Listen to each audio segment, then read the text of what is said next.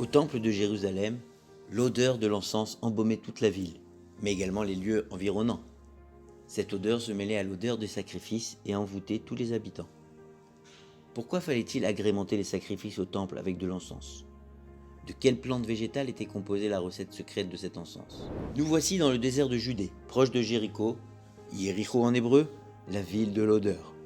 La Mishnah nous apprend que l'odeur de l'encens au temple se propageait depuis les hauteurs de Jérusalem et jusqu'au point le plus bas du monde, Jéricho, moins de 150 mètres en dessous du niveau de la mer.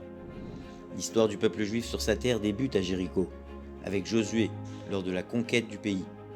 Sentir l'encens est un aboutissement. Le peuple est installé et connecté à Dieu. L'offrande composée de 11 plantes était consumée sur l'autel des parfums à l'intérieur du bâtiment du temple, 2 fois par jour, le matin et vers la fin de l'après-midi. Au sein du temple, l'autel en or était placé entre le chandelier et la table des pains, face à l'arche d'alliance, pour créer un carrefour entre le domaine de la spiritualité et de la matérialité. Le chemin de l'élévation était ainsi tracé. C'est à cet endroit précis qu'Adam, le premier homme, fut créé. Après avoir écouté le conseil du mauvais penchant, vu, touché et désiré le fruit défendu en le goûtant, 4 de ses sens avaient été endommagés. L'odorat, qui n'a pas participé à la faute, vient réparer ces 4 sens, à travers la diffusion du parfum agréé et son exaltation.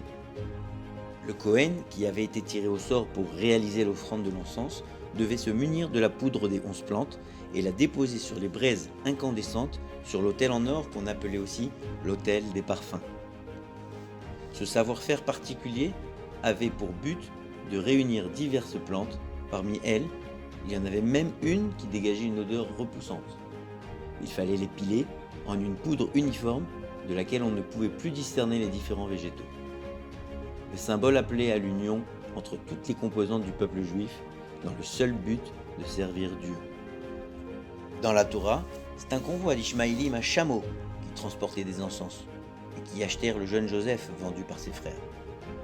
Ces convois chargés de parfums devaient traverser le long désert avec ses richesses aux 1000 saveurs. Voici les 11 plantes citées dans le Talmud. Traitées de Kéritout, elles ont toutes été identifiées. Depuis la destruction du temple, le savoir et les pratiques se sont effacés de notre mémoire visuelle. Mais depuis le retour sur notre terre, nous pouvons à nouveau cultiver ces plantes. Rentrons maintenant dans les champs d'une de ces saveurs retrouvées, le baume de Gilad. Aux abords de la mer Morte et de Jéricho, on peut admirer ces vergers qui ont été plantés.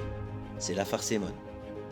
On distille le fruit de l'arbre et grâce à cette machine et à la chaleur de la vapeur, on le transforme en huile. C'est le commiphore de Gilad, pour son nom scientifique, une des composantes du bouquet de l'encens. Un peu plus loin à En-Gedi, on a retrouvé depuis quelques années la magnifique synagogue, datant du 5e siècle, d'une communauté juive. Installés dans cette région désertique, ils fabriquaient le fameux parfum balsamique et s'enrichissaient du fruit de leur labeur. Celui qui divulguait le secret de fabrication était banni de la communauté à tout jamais, comme il est inscrit sur la mosaïque retrouvée. Avec les mêmes conditions climatiques et le même terreau minéral, nous pouvons retrouver les saveurs perdues. Que nous puissions réunir à nouveau toutes les encens, ainsi que toutes les composantes de notre peuple, et que grâce à notre union, on puisse offrir à Dieu le meilleur des parfums dans le 3e temple, à Jérusalem.